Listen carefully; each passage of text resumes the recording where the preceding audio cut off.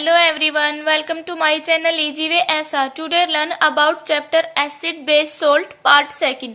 आज की वीडियो में हम पढ़ेंगे एसिड बेस सोल्ट चैप्टर का पार्ट सेकंड, जिसका पार्ट फर्स्ट हम कर चुके हैं। अगर नहीं देखा है तो मैं उसका लिंक डिस्क्रिप्शन बॉक्स में डाल दूंगी, देख लेना। देखो, न्यूट्रलाइजेशन रिएक्शन। न्यूट्रलाइजेशन क्या होता है? न्यूट्रलाइजेशन एक ऐसी रिएक्शन होती है जब एसिड और बेस को मिलाया जाता है। जब एसिड बेस को मिक्स किया जाता है तो एज ए प्रोडक्ट क्या मिलता है? सोल्ट और वाटर, और साथ में हीट उसमें से निकलती है। जैसे कि एक टेस्ट ट्यूब ले ली, इसमें मैंने डाला पहले एसिड जो क्या है HCl है, और फिर साथ में इसमें मैंने क्या डाल दिया? बेस। बेस क्या है? NaOH। जब एसिड और बेस को इस टेस्ट ट्यूब में मिक्स किया गया, दोनों को मिक्स करने के बाद ये दोनों एक दूसरे को क्या कर रहे हैं? न्यूट्रलाइज कर देंगे।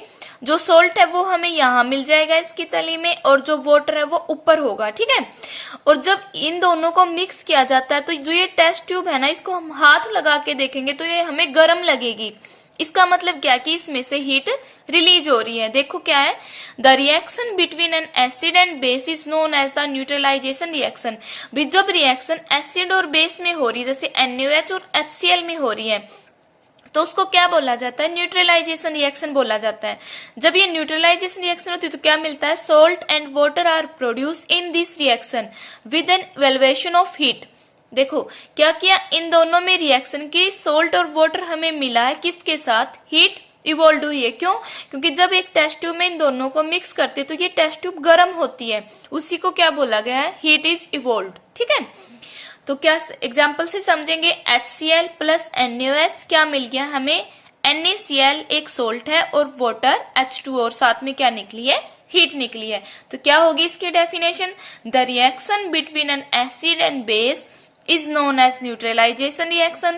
Salt and water are produced in this process with the evaluation of heat, ठीक है। अब देखो, पूछ लें कि डिफाइन सोल्ट। एसिड बेस पढ़ा है, अब देखो सोल्ट क्या होता है। In neutralization reaction a new substance formed, this is called salt. देखो, न्यूट्रलाइजेशन रिएक्शन हमने देखी है, उसमें जो हमें क्या मिला? एक सब्सटेंस मिला है, एक नया सब्सटेंस एज ए प्रोडक्ट मिला, तो वही क्या था? सोल्ट था। जैसे HCl प्लस NaOH दोनों की रिएक्शन करवाएंगे तो हमें क्या मिलेगा? NaCl और H2O मिलेगा, ठीक है। और ये NaCl क्या है? As a salt. और जो सोल्ट है वो एसिडिक भी हो सकता है और बेसिक भी हो सकता है, न्यूट्रल भी हो सकता है। ओके, कि सोल्ट का नेचर क्या हो सकता है? दोनों हो सकते हैं, एसिडिक भी, बेसिक भी और न्यूट्रल भी, ठीक है। अब देखो, एक क्वेश्चन अराइज होगा, what happen when dilute sulphuric acid जो क्या है H2SO4 added to lime water. Lime water का फॉर्मूला क्या होता है? CaOH की ट्वाइस। कि क्या होगा जब डाइल्यूट सल्फ्यूरिक एसिड को मिलाया जाएगा, किसके साथ? लाइम वाटर, कैल्शियम हाइड्रोक्साइड के साथ। देखो, H2SO4 क्या है? एक एसिड है। CaOH ट्वाइस क्या है? एक बेस है। एसिड और बेस की रिएक्शन होती तो वो रिएक्शन हमारी कौन सी रिएक्शन थी? न्यूट्रलाइजेशन रिएक्शन थी, ठीक है। और न्यूट्रलाइजेशन रिएक्शन में क्या होता था? सॉल्ट और वाटर मिलता था और साथ में हीट निकलती थी बाहर। देखो, अब H2SO4 क्या है? एक एसिड, बेस, और H2SO4 क्या है? एक एसिड, और CaOH की ट्वाइस क्या है? एक बेस। जब एसिड बेस की रिएक्शन करवाई गई तो क्या मिला हमें? CaSO4 और H2O बाहर निकला। CaSO4 क्या है? एक सोल्ट है, ठीक है। तो हम क्या बोलेंगे, जब सल्फ्यूरिक एसिड की और लाइम वाटर की रिएक्शन करवाई जाती है तो क्या मिलता है? सोल्ट मिलता है, और साथ में क्या होती है? हीट इसमें से रिलीज होती है।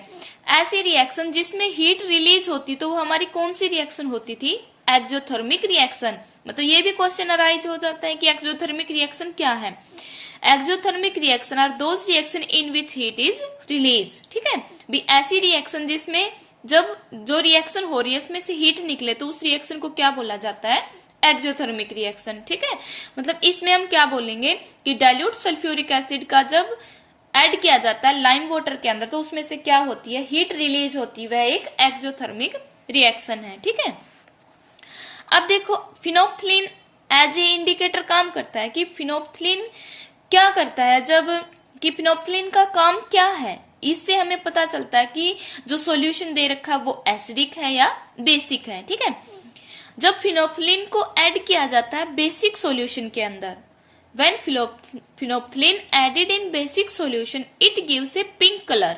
मतलब अगर क्या है, बेसिक सॉल्यूशन है, उसके अंदर हमने फिनोप्थिलीन डाला तो वो कैसा कलर देगा, पिंक कलर देगा। ओके, अगर एसिडिक सॉल्यूशन है, when the solution is acidic phenolphthalein remains colorless, तो फिनोप्थिलीन क्या होगा, इसके अंदर कोई भी कलर नहीं देगा। मतलब जैसा कलर एसिड का था वो कलर वैसा ही रहेगा। जैसे कि ये है, एक टेस्ट ट्यूब ए ले ली, इसके अंदर मैंने एसिड डाल दिया और फिर साथ में क्या डाल दिया, फिनोप्थिलीन। पहले ये एसिड डाला, ऊपर से फिनोप्थिलीन डाला, तो पहले जैसा कलर था इस एसिड का वो कलर वैसा ही रहेगा, नो चेंज इन कलर। ठीक है, फिनोप्थिलीन डालने से इसमें कोई चेंज नहीं हुआ, तो फिनोप्थिलीन रिमेन्स कलरलेस। ओके, अब जैसे टेस्ट ट्यूब बी ली, इसमें मैंने बेस लिया, मान लो कि NaOH ले लिया, बेस NaOH और एसिड था HCl। ओके, अब इसमें बेस ले लिया NaOH और साथ में क्या डाल दिया, फिनोप्थिलीन। फिनोप्थिलीन डालते ही फिनोप्थिलीन का कलर कैसा होगा, इस बेसिक मीडियम के अंदर कैसा होगा, ये पिंक कलर देगा। ठीक है, तो हम क्या बोलेंगे, अगर एसिडिक सॉल्यूशन है तो फिनोप्थिलीन क्या है, कलरलेस होगा। अगर फिनोप्थिलीन ने कलर चेंज नहीं किया तो वो हमारा है एसिडिक सॉल्यूशन। अगर जो सॉल्यूशन दे रखा है फिनोप्थिलीन डालते उसका कलर पिंक कलर हो गया, तो पिंक कलर से हमें क्या पता चलेगा कि ये सॉल्यूशन कैसा है, बेसिक सॉल्यूशन है। ओके, अब देखो जैसे कि यहां भी दिखा रखा है, ये था एसिड, इसमें क्या डाला, इंडिकेटर डाल दिया हमने फिनोप्थिलीन, तो इसका कलर चेंज नहीं हुआ। ओके, जब इसके अंदर बेस डाला हमने, पहले एसिड डाला, इंडिकेटर डाला, कोई चेंजमेंट नहीं आई इसके अंदर, लेकिन फिर मैंने इसमें बेस डाल दिया, बेस डालते इसका कलर कैसा हो गया, पिंकिश कलर हो गया ना।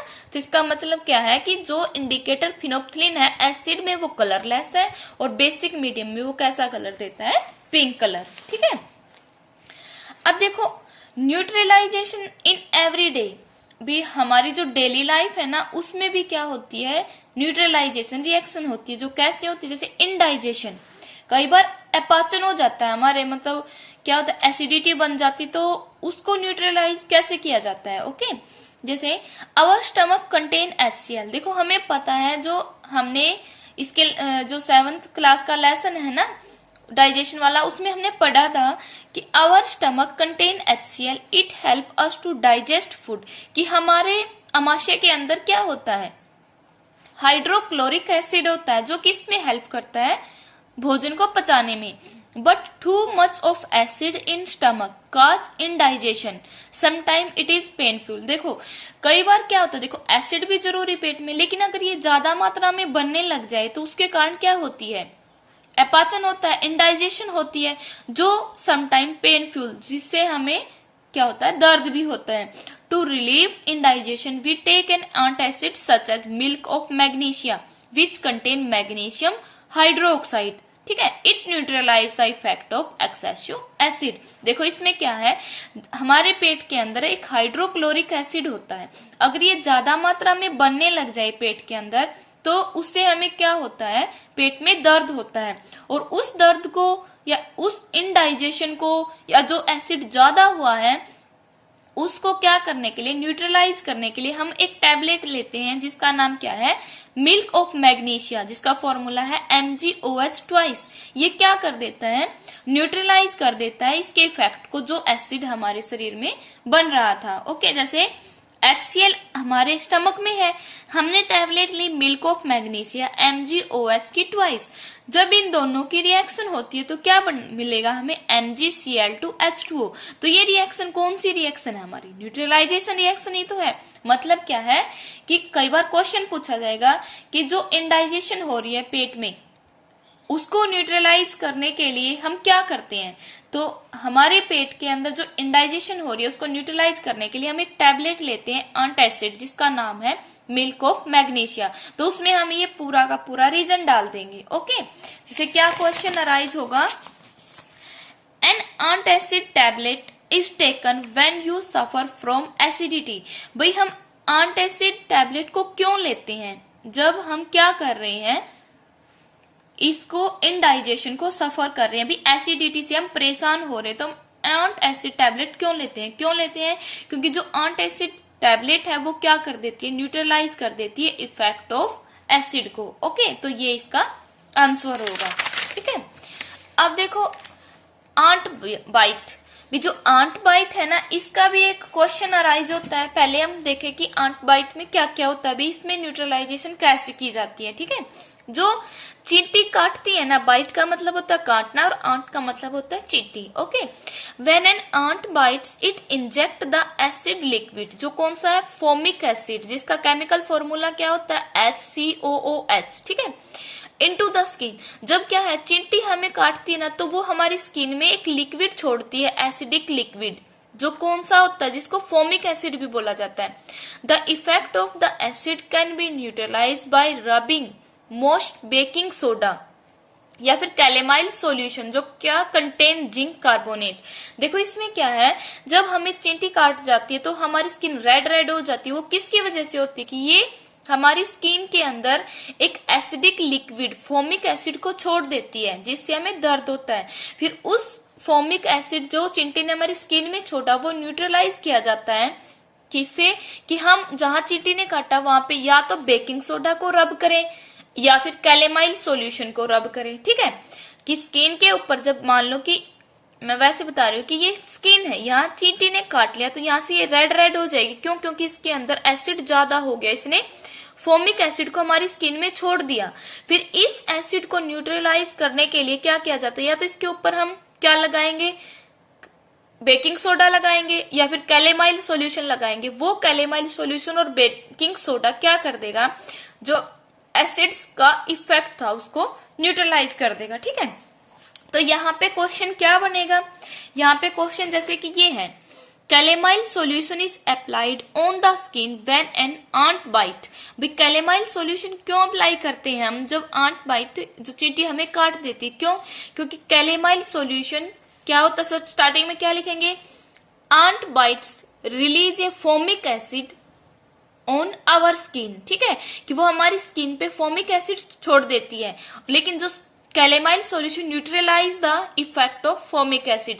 तो ये कैलेमाइल सॉल्यूशन क्या करता है, जो फोमिक एसिड आंट ने छोड़ा है, चिंटी ने छोड़ा है, उसको न्यूट्रलाइज कर देता है। ठीक है, तो ये आंसर होगा इस क्वेश्चन का।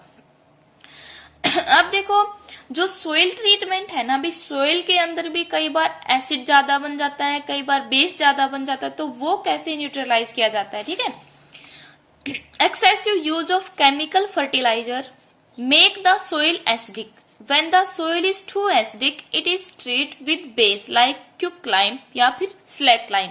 देखो जब ज्यादा मात्रा में केमिकल फर्टिलाइजर यूज किए जाते हैं, ठीक है, जो क्या होती है, खाद होती है ना, केमिकल फर्टिलाइज को ज्यादा मात्रा में यूज किया जाता है, तो उनकी वजह से सोइल की कैसा हो जाता है, जो सोइल है वो एसिडिक बन जाती है, तो अम्लीय हो जाती है वो। ठीक है, तो इसकी जब वो ज्यादा मात्रा में एसिडिक बन जाती है, तो उसको न्यूट्रल करने के लिए क्या किया जाता है, या बेस का यूज किया जाता है, कौन से, क्विकलाइम, जिसका केमिकल फॉर्मूला है कैल्शियम ऑक्साइड, और स्लैकलाइम, जिसका केमिकल फॉर्मूला है CaOH की ट्वाइस। ठीक है, मतलब अगर सोइल के अंदर एसिडिटी ज्यादा हो जाती है, एसिडिक नेचर ज्यादा हो जाता है सोइल का, तो उसको ट्रीट किया जाता है बेस के साथ, लाइक ए क्विकलाइम या फिर स्लैकलाइम। ठीक है, अगर सोइल बेसिक हो, if the soil is basic, तो फिर हम क्या करते हैं, एसिडिक को न्यूट्रलाइज करने के लिए तो हमने बेस का यूज किया, जो क्विकलाइम था और स्लैकलाइम था। अगर सोइल क्या है, बेसिक नेचर की है, तो क्या किया जाता है, ऑर्गेनिक मैटर का यूज किया जाता है। Organic matter is added to it, organic matter release acid which neutralise the basic nature of the soil. तो हम क्या करते हैं, उस मिट्टी में ऑर्गेनिक मैटर डालेंगे, और वो ऑर्गेनिक मैटर कैसे नेचर का होता है, एसिडिक नेचर का होता है, और वो न्यूट्रलाइज कर देगा किसको, बेसिक नेचर को, सोइल के। ठीक है, जब क्या किया, जब सोइल एसिडिक नेचर की थी तो हमने क्या यूज किया, बेसिस यूज किए हैं, जो क्विकलाइम और स्लैकलाइम था। मतलब जब ये एसिडिक नेचर की थी सोइल, तो क्या यूज किया गया है, बेस। और ये बेस क्या कर देगा, इस एसिड के इफेक्ट को न्यूट्रलाइज कर देगा। ओके, जब सोयल कैसे नेचर की थी, बेसिक नेचर की थी, तो क्या यूज किया गया है, एसिडिक, लाइक ऑर्गेनिक मैटर। ये एसिड क्या कर देंगे, इस बेस के इफेक्ट को न्यूट्रलाइज कर देंगे। ठीक है, तो ऐसे क्या होगा, सोयल के अंदर न्यूट्रलाइजेशन होगी। तो यहां पे भी क्वेश्चन अराइज होता है कि एक्सप्लेन द, हम क्या क्वेश्चन अराइज करेंगे यहाँ पे कि जो सोइल का नेचर है या फिर जो सोइल है उसको कैसे न्यूट्रलाइज किया जाता है, मतलब उसकी एसिडिटी और उसकी जो बेसिसिटी है ना, एसिडिक नेचर और बेसिक नेचर को कैसे न्यूट्रलाइज किया जाता है, तो उसका आंसर हम ये डालेंगे। ठीक है, अब देखो फैक्ट्री वेस्टेज है, अभी उनको कैसे न्यूट्रलाइज किया जाता है, क्योंकि जो फैक्ट्रियों से जो कूड़ा कचरा निकलता तो उनमें एसिडिक नेचर के भी सब्सटेंस होते हैं और बेसिक नेचर के भी सब्सटेंस होते हैं। अगर ज्यादा मात्रा में एसिडिक सब्सटेंस हो गए तो उनको कैसे न्यूट्रल करेंगे, और ज्यादा मात्रा में बेसिक सब्सटेंस हो गए तो उनको कैसे न्यूट्रल करेंगे। देखो, the wastage of many factories contain acid, if they allow to flow into the water bodies the acid will kill fish and organism. देखो कि जो बहुत सारी फैक्ट्रियां है ना, उनके जो वेस्टेज होते हैं, जो सब्सटेंस होते हैं, वो एसिडिक नेचर के होते हैं। अगर उनको वाटर के अंदर डाल दिया जाए, जैसे नदियां हैं, तालाब है, उनमें डाल दिया जाए, तो उनकी वजह से जो एसिड था उसकी वजह से क्या होगा, पानी के अंदर जो जीव रह रहे हैं लाइक फिश या फिर दूसरे ऑर्गेनिज्म, वो क्या हो जाएंगे, मर जाएंगे। क्यों, क्योंकि पानी में क्या हो जाएगा, एसिड ज्यादा होगा। The factory wastage are therefore neutralised by adding basic substance. देखो कि जो फैक्ट्री के वेस्टेज थे वो एसिडिक नेचर के थे, तो इनको न्यूट्रल करने के लिए क्या किया जाता है, उसमें बेसिक सब्सटेंस को ऐड किया जाता है। क्यों, क्योंकि जो एसिड सब्सटेंस थे उनको ये बेसिक सब्सटेंस न्यूट्रल कर देंगे और उनका क्या हो जाएगा, इफेक्ट खत्म हो जाएगा, जिसकी वजह से जो पानी के अंदर मछलियां हैं या अदर ऑर्गेनिज्म है वो मरेंगे नहीं। ठीक है, तो ऐसे किया जाता है neutralisation in everyday life. Okay, अब देखो जो हमने ये लेसन पढ़ा है ना, इसका थोड़ा निचोड़ भी देख लें। ठीक है, कि जैसे कि कई बार क्वेश्चन पूछा जाता है difference between acid and base, कि एसिड और बेस में डिफरेंस बताओ, जो हम पढ़ चुके हैं। देखो एसिड क्या पढ़ा था हमने, acid are sour in taste, कि ये खट्टे टेस्ट के होते हैं। Bases are bitter in taste, इनका क्या होता है, कड़वा स्वाद होता है। Acid turn blue litmus to red, हमने पढ़ा था लिटमस एज ए इंडिकेटर है, तो एसिड क्या करते हैं, ब्लू लिटमस को रेड में चेंज कर देते हैं। ओके, और बेस क्या करते हैं, इसका अपोजिट, रेड लिटमस को ब्लू में चेंज कर देते हैं। It does not feel sleepy, मतलब जो एसिड होते हैं ना वो चिकने नहीं होते हम छू के देखें तो, लेकिन इट फील स्लीपी, क्योंकि बेस क्या होते हैं, ये सोपी फील के होते हैं, जैसे साबुन होती है ना चिकनी, ऐसे ही बेस होते हैं। ओके, फिनोप्थिलीन रिमेन्स कलरलेस, भाई एसिडिक मीडियम में फिनोप्थिलीन कैसा होता है, कलरलेस होगा। ओके, लेकिन बेसिक मीडियम में फिनोप्थिलीन कैसा कलर देता है, पिंक कलर इन बेसिक मीडियम। ओके, एसिड के एग्जाम्पल डालो, HCl, H2SO4 एटसेट्रा। HCOH भी बोल देंगे, जैसे कि फोमिक एसिड था। बेस में क्या आएगा, लाइम वाटर, जिसको स्लैक लाइम भी बोल देंगे, CaOH की twice, sodium hydroxide NaOH, potassium hydroxide KOH etcetera. अब देखो इसमें ना कुछ एक इम्पोर्टेंट फॉर्मूले आए हैं हमारे इस चैप्टर में, जो कई बार क्या है, जो ऑप्शन टाइप क्वेश्चन पूछे जाते हैं उनमें पूछे जाते हैं। ठीक है, जिनका हमें पता होना चाहिए एज ए नेम। ठीक है, जैसे कि ये है बेकिंग सोडा का फॉर्मूला पूछ लेंगे कि बेकिंग सोडा का फॉर्मूला क्या होता है, तो क्या होगा NaHCO3, जिसको हम क्या बोलेंगे, सोडियम, जिसका फॉर्मूला क्या होता है, जो बेकिंग सोडा होता है ना वो क्या है हमारा NaHCO3। ठीक है, NaHCO3, और एक है लाइम वाटर, और क्या है स्लैक लाइम।